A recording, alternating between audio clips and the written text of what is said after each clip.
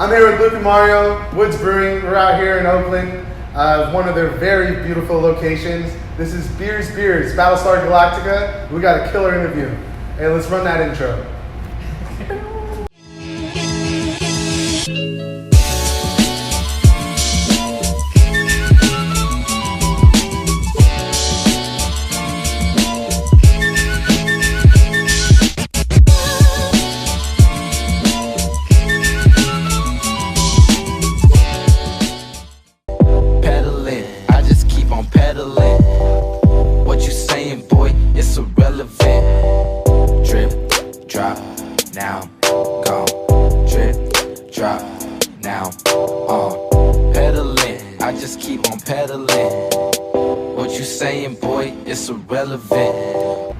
We got Luke and Mario here at Woods Brewing.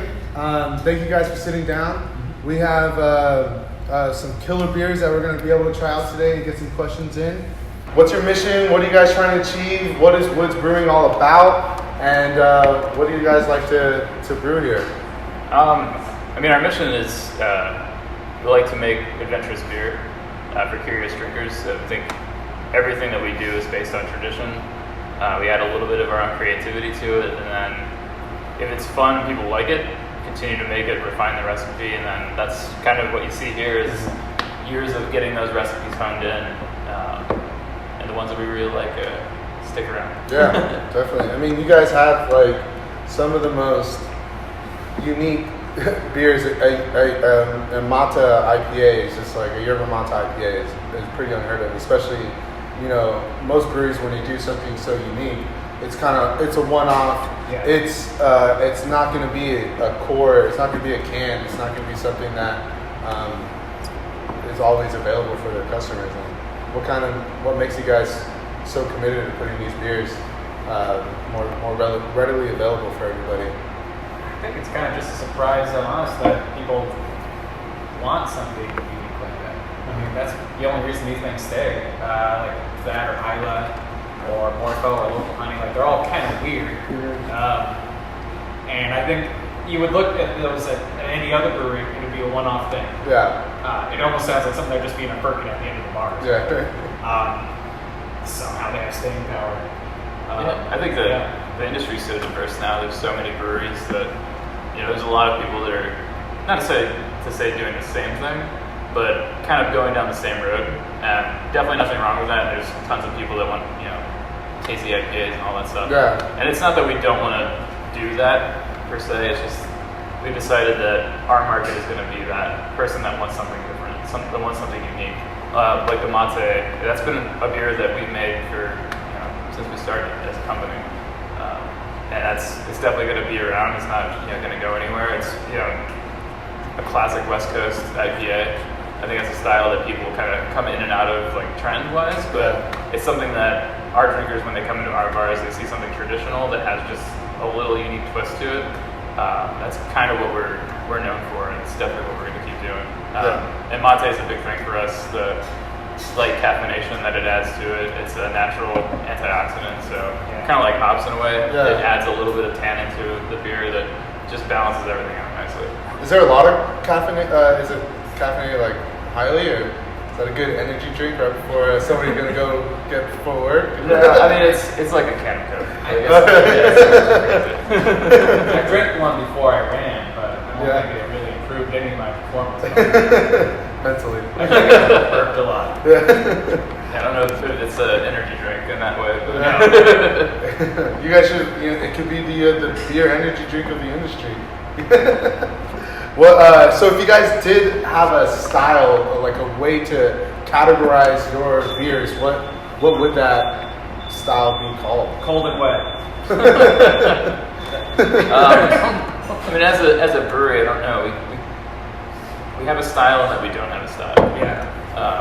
We do a little bit of everything. We like to stick to tradition for some styles, and then for some things we have a Fernet and Coke inspired beer that it's why not? And it may only appeal to a small group of people, but I think that small group of people are our regular customers.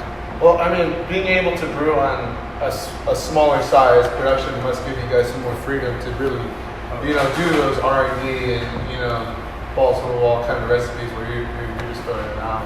really hoping to see how. Yeah, no, it's super fun. It's intimidating as hell sometimes because it's like if I have some weird one-off idea, I make it once. It's like, all right, hopefully someone likes drinking this. That was kind of the thing that happened with Brew 75. When during Beer Week, we had a bunch of brews, and I was like, I want to do one that's cocktail inspired. I want to make a gin inspired. And that was the one that like I found the most nerve-wracking and nervous about. It's like, no one's done this beer before. I can base anything off anything else. I don't know about this. Yeah. Do you find it hard with brewing those brute style beers? Because it's like there's a lot of people making them, and there's a lot of different recipes right now, especially here in the Bay Area. I'm seeing people making a brew without adding that special enzyme. And it's like, that brew? And then it just kind of seems like it's really what the brewer is really intending for it to be, to call it that. Like, how do you guys compete with the local brews that are around? I think we're doing something different. Yeah. Like the Brew 75 that Luke was talking about, we also did brewed versions of some of our classic lineups. So our local honey, we did a brewed edition. Oh, really? And our Morpho, we did a brewed edition as well. And we use the enzyme. I think there's a way to do it without the enzyme. It basically is just drying the beer out completely, like down to zero. Standard gravity or Plato, whatever you're using. The Morpho was such a success that we decided to change our full Morpho lineup to brew. Yeah. So going forward, the cans that we have here today, like they're brewed Morpho. Little tiny. Yeah. Point out. The Morpho. And that's another beer that features mate as well. It's a zero hop beer, and then that brewed. The whole enzyme thing, I think in the Bay Area, especially the brewed IPA, was kind of born here. Social kitchen. Yeah, for sure. I'm gonna need another glass.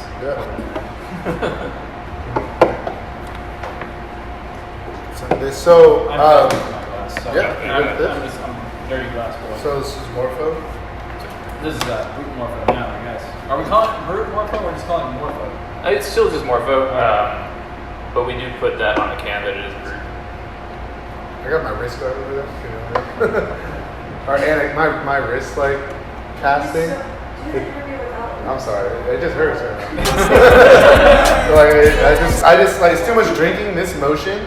Is that your beer hand though? Yeah. Both support this one. So, what is your favorite beer to drink here at Woods, and which one are you most proud of brewing? If you have a special recipe. Local honey, all the way.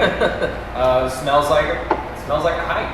It's like right in the middle of summer. If you're in San Francisco or in the Bay Area hiking, it's literally what it smells like. And it's I don't know. I don't have don't drink too many beers that I giggle about, but local honey. Yeah.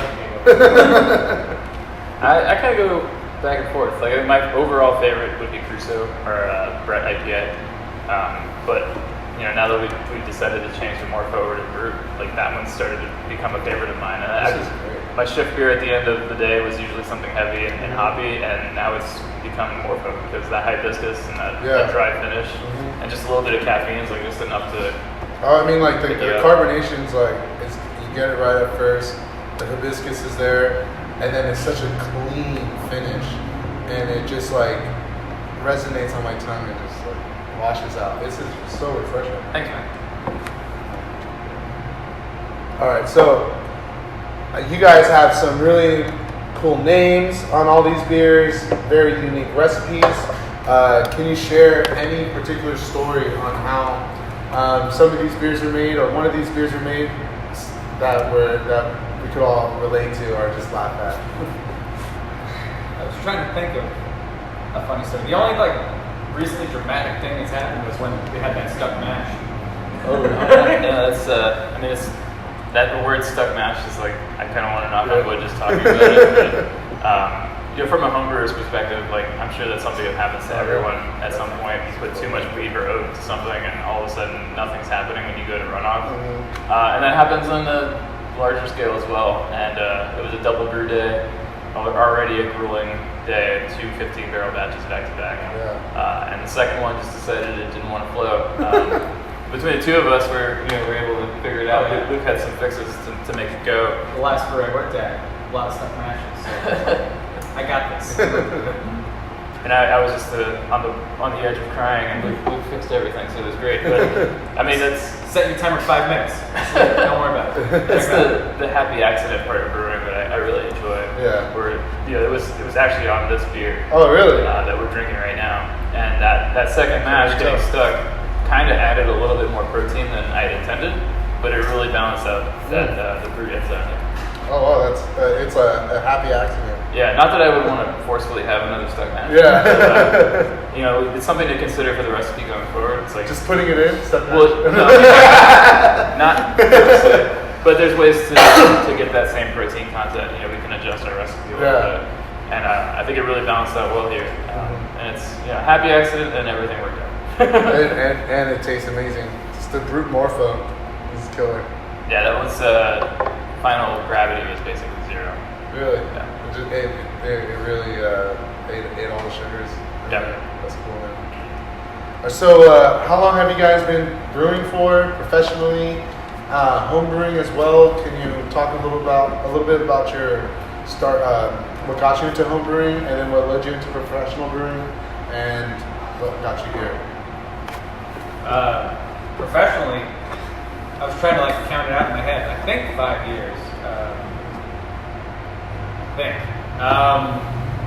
And then homebrewing, probably 7 or 8. But the more I work in beer, the less prolific homebrewing I'm doing. Yeah. It's funny hearing your setup of homebrewing, because mine is so haphazard.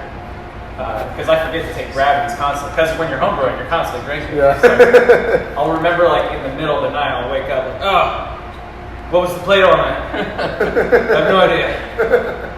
Go back to sleep. And my homebrewing, let's see, what got me started? When I was real little, my second oldest brother got a homebrew kit, made his own beer, but he never really touched it afterwards, and I never touched it afterwards. Yeah. It wasn't until I got to college and I realized there was no place to drink mead, and I really wanted to try mead. So it turns out the only way to do that is to make my own mead. Now meaderies pop up all over the place. So that was the thing I did, and mead's great. You have to be very clean on everything what you're doing, but it's also the laziest because you would just make it, put it in the closet, and just put a book in front of it, or just fill the closet up. Yeah. And then when it's time to move out of your apartment, oh, that's right. 3 years aging to perfection. Some funky mead. That's but that's what got me into homebrewing. being self-efficient, trying to get your own. There was just something I wanted to try, and I couldn't find it anywhere. So. You were of legal drinking age, right? Yes. Okay. You only have to be 18 to brew. But That's 21 to drink it, which is totally silly. lit. Yeah. How about you, Martin? So homebrewing for me kind of started at the same time that I was getting into the professional world. So about 2010, so 9 years ago or so, was working retail. It was a total bummer, but it was a way to make money. And then my days off, I started volunteering at a brewery just to work at their tap room, not getting paid, just being able to take beer home. They must have loved you. Yeah, I mean, it's that the laws have now changed, but you can't do that anymore. But before that happened, and on my days off as well, through that, volunteering my time, I met people that were homebrewers. I was already a craft beer fan, so I figured the next logical step is let's figure out how to make it. Yep. So started going and hanging out with guys that had homebrew setups that, my setup is not very specific. I don't even take gravities at home because it's let's just throw things in there. You have a system with a window, back and forth. That's my temperature. It's his beer dial. Right. Yeah, exactly. So this is on the East Coast? So no, I'm originally from Texas, so I was down in Houston at the time, working at a retail place and doing my free time at a brewery. And then through that, it was, hey, do you want to work here? It's like, well, I'm already hanging out here, so I might as well take a job. Started in packaging, just putting cans on pallets all day long for 8 hours.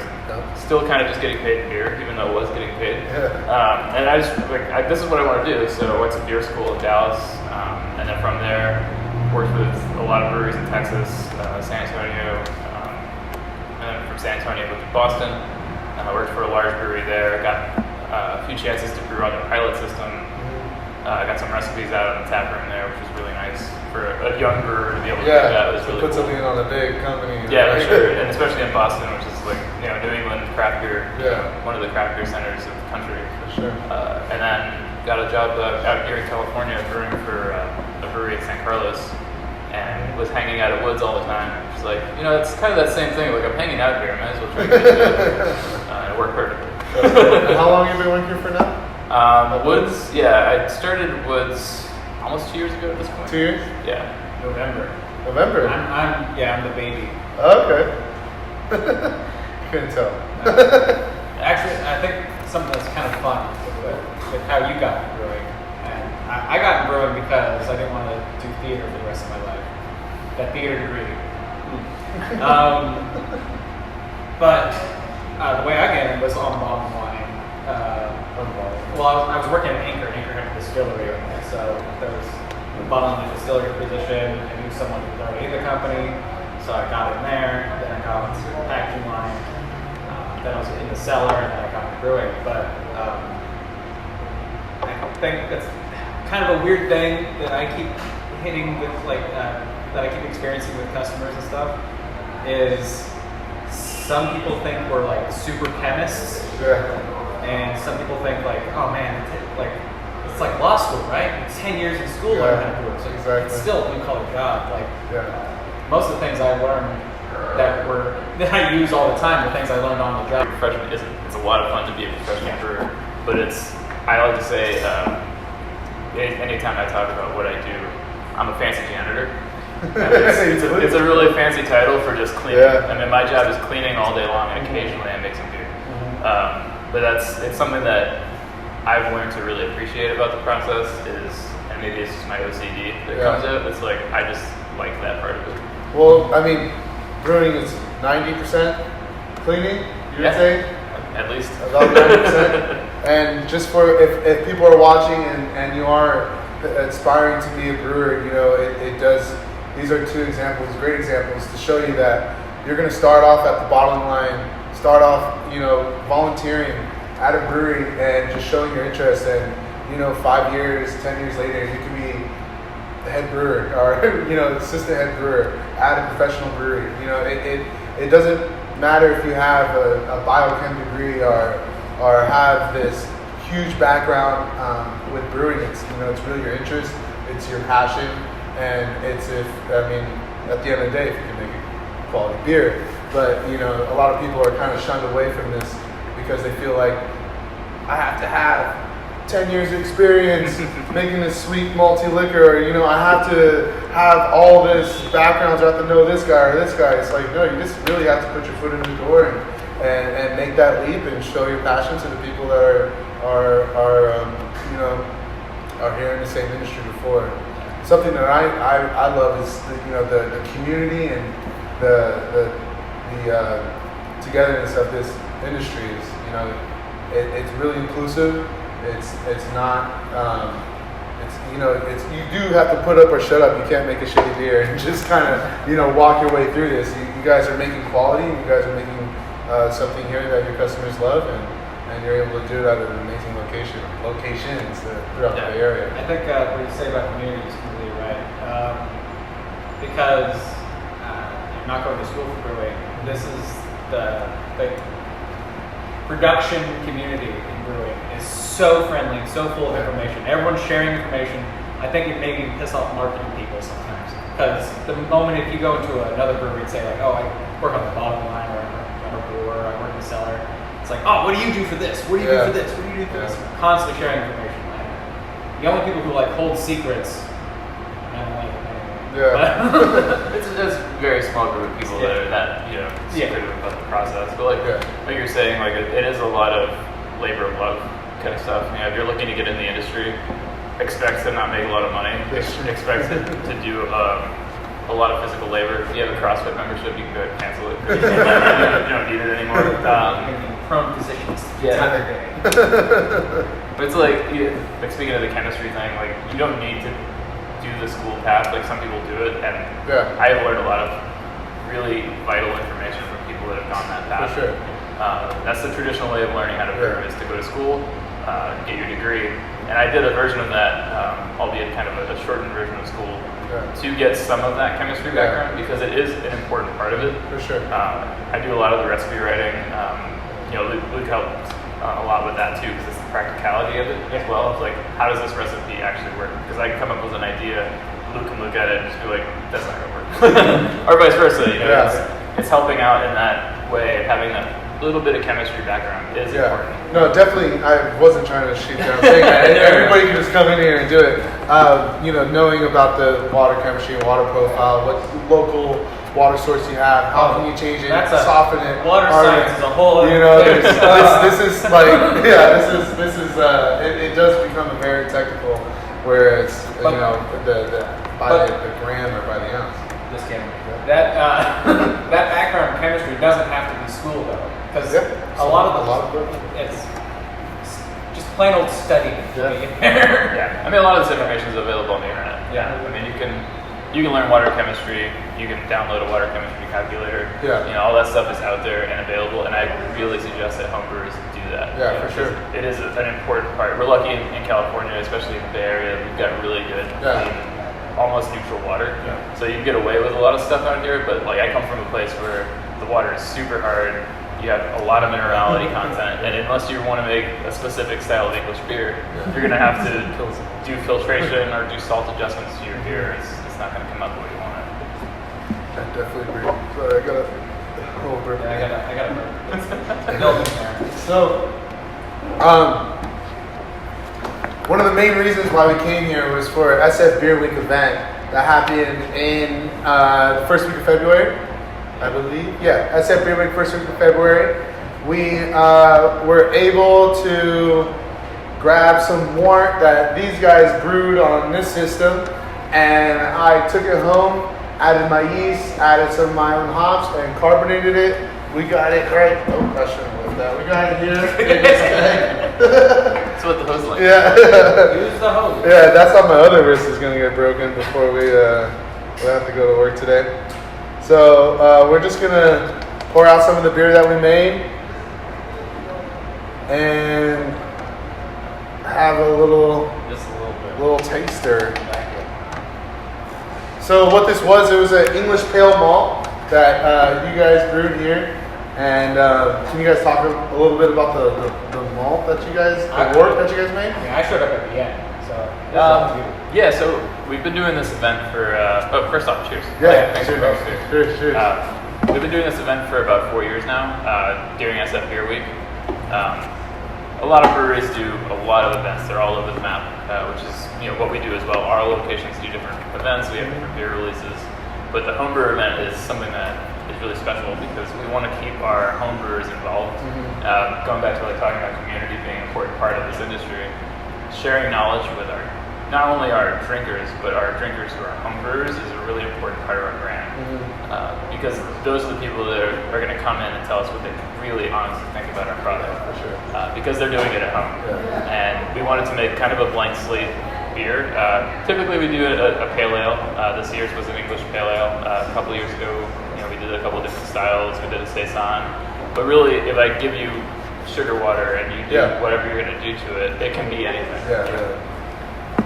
But for a home brewer, when I saw this event, I was fucking ecstatic. I was looking through all the events, looking for more specifically home brewing events that just kind of were keen to me. And at the same time, I think there was a home brewing competition that was going on in SF. And what I heard though was your guys' turnout was just was maxed out. Yeah. I got there 15 minutes before it started, and I was the second to the last person to sign up. And I was chilling down the street at a Beer Revolution, and I was just having a few beers, and I was just like, oh yeah, I can get there right on time. I don't have to really worry about this. I got there 15 minutes early, and I almost missed out. I was the last person in line. I had to wait. You guys were pouring out the wort, and I think you were like, oh shit, it's coming down to the end. I know there was at least one guy who showed up right when we opened doors and just signed up and ran to work. Oh, Yeah. There was a guy who showed up the day before asking like, hey, I work till 5. Can I make it? Yeah. I guess. I don't know. Yeah, it's been a good response every year. This is the first time that we poured out every drop of wort that we made. We had enough to have a little bit to feature at our bottle share coming up in a few weeks. Yeah. Just a half growler. When is that event? April 17th. We're going to get the homebrewers that were involved together. So April 17th, if you guys want to be able to have some more of this beer, come down to Woods. It's going to be at the Telegraph location. Yeah, it'll be at Barn Brewery and Telegraph. Yeah. It's for the homebrewers that would participate in the event. I mean, come and drink beer. Yeah, come and drink beer for sure. You can definitely drink at the bar. If I have any more left over, I'll give you a little sample. But the beer might be slim pickings because it's going to be some good stuff. Yeah, I mean, if the turnout's good, this is something that we want to do not just for Beer Week, but if we could do it more often, or at least just get our homebrewers involved in the process a little bit. You know, bring them up to the brewery so that they can see. I mean, if you ask our bartenders, hey, is the brewer around? One of us will be around. We can always talk about beer. Yeah. But this event specifically is for people that attended our event during Beer Week, so that we could try it, talk about it, kind of compare notes, and that's how everyone learns. And we'll learn stuff from that too, because this is our word, but this is your beer. Yeah. So what yeast did you guys put in this? It was an English pale yeast that we had left over from another English ale that we did. That we held on, and literally the question was like, we have it, and it's like, is it still alive? Is it still viable? It turned out, it's great. Haven't tasted it at all. It's just been in the growler, put priming sugar haphazardly, because I'm a haphazard homebrewer. It's just been sitting there, so we'll see what happens. Nice. But no, like, it great. It was super healthy. Yeah. Yeah. Are you guys gonna put it in like a keg or? No, I was probably just gonna open it the day of and just pour it.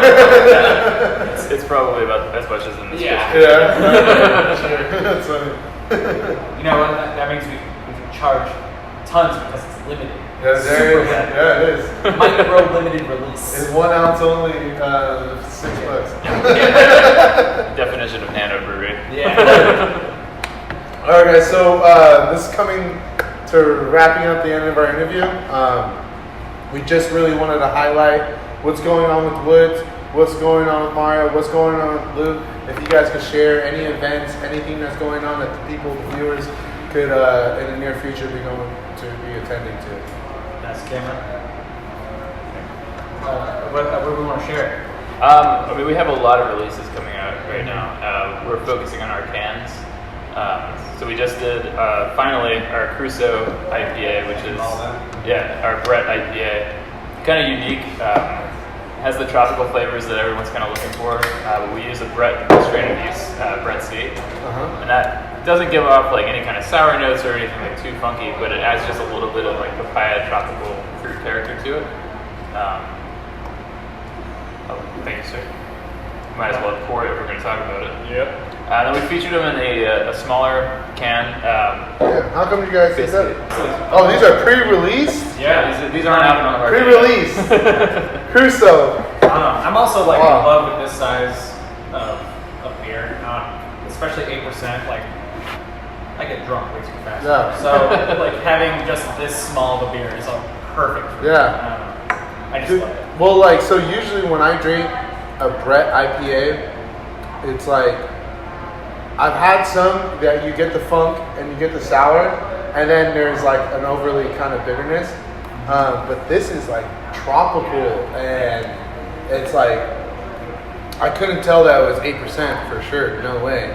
Yeah, it hides in there very nice. Yeah. Oh man, this is like it doesn't have like that funk that if I see Brett and some people as a consumer, you would think funk with Brett. But this is really kind of fruit forward and tropical. Yeah, it's 100%. Well, not 100%, but Citra Mosaic 50/50 throughout the entire brew. Yeah, we can open another one. They're tiny cans though. They're hard. Yeah, not for sharing. More of like when you get home from work, if you want a quick little pick me up. That's what I did yesterday. How many times did you do that? I want to say thank you guys. Thank you, man. We can Let's get a look in the cameras. Beers, Battlestar Galactica.